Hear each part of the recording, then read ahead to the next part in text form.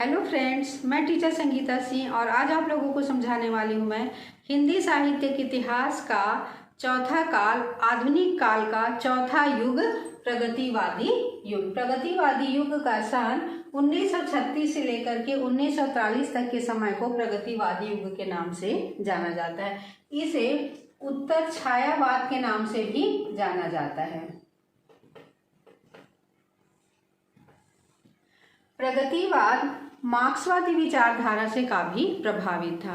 इससे पहले विभिन्न कालों में हमने जाना, जहां आदिकाल में वीरों से संबंधित रचनाएं लिखी गई, भक्ति काल में भक्तिपूर्ण रचनाएं लिखी गई, रीति काल में नारी के सौंदर्य का वर्णन किया गया, छायावाद में प्रकृति का सुंदर चित्रण किया गया, वहीं प्रगतिवाद में यथार्थ का चित्रण किया गया।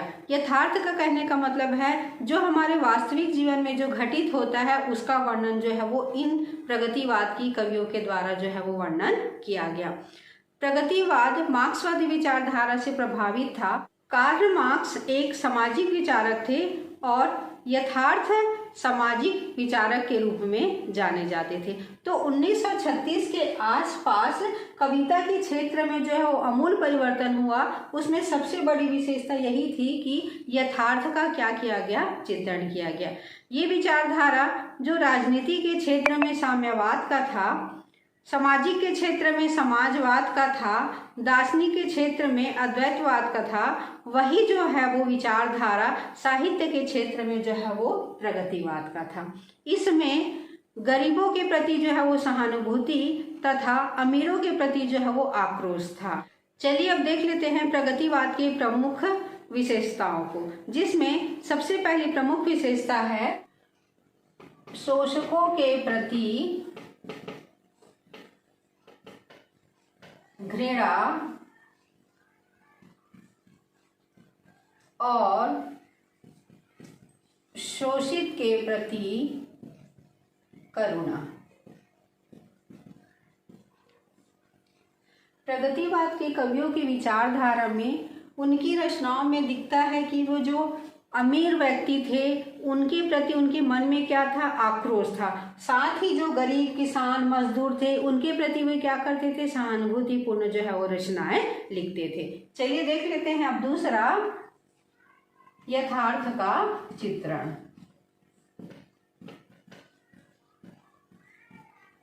अभी मैं बताई हूं तुरंत, यथार्थ का मतलब होता है वास्तविक। कहने का मतलब है इस समय के जितने भी रचनाकार हुए उन सभी लोगों ने जो है वो यथार्थ का चित्रण किया था। तीसरा, नारी के मुक्ति का स्वर। प्रगतिवाद के कवियों के द्वारा नारी को सम्मान दिलाने का या सम्मानजनक जो है पूर्ण रचनाएं लिखी गई थी। चौथा, मार्क्सवादी विचारधारा।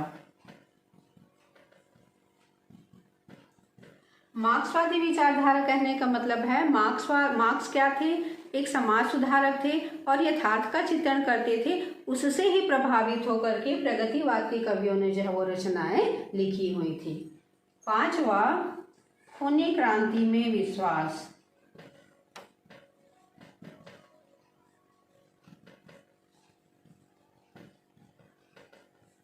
सामाजिक व्यवस्था की प्रतिष्ठा और शोषण का अंत करने के लिए प्रगतिवाद जो है वो खूनी क्रांति में क्या करते हैं, विश्वास करते हैं। चलिए अब देख लेते हैं सीधी साधी भाषा।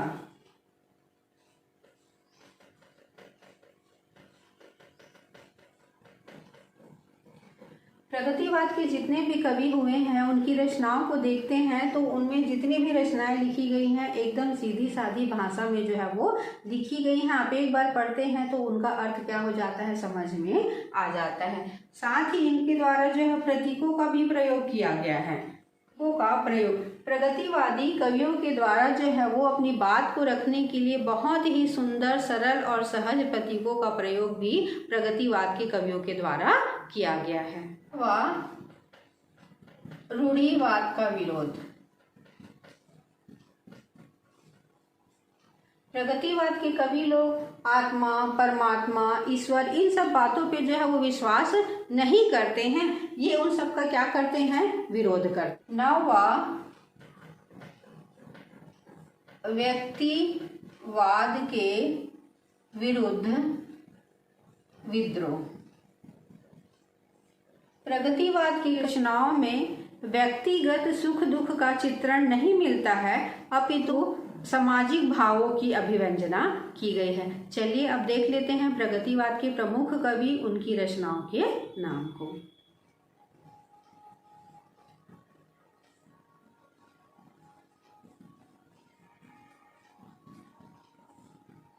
जिनमें सबसे पहला नाम आता है रामधारी सिंह दिनकर। रामधारी सिंह दिनकर की प्रसिद्ध महाकाव्य कुरुक्षेत्र। दूसरा, सूर्यकांत त्रिपाठी निराला।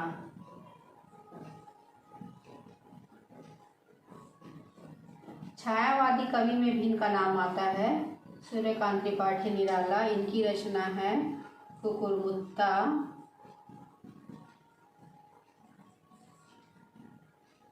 केदारनाथ अग्रवाल।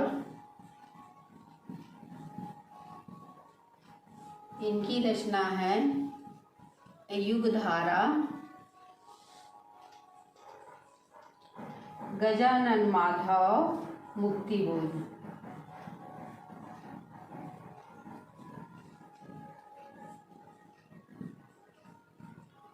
चांद का मुंह टेढ़ा।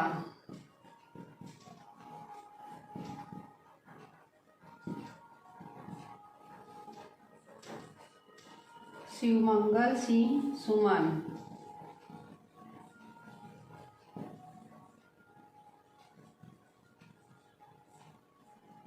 शिवमंगल सिंह सुमन, इनकी रचना है धरती की बारात।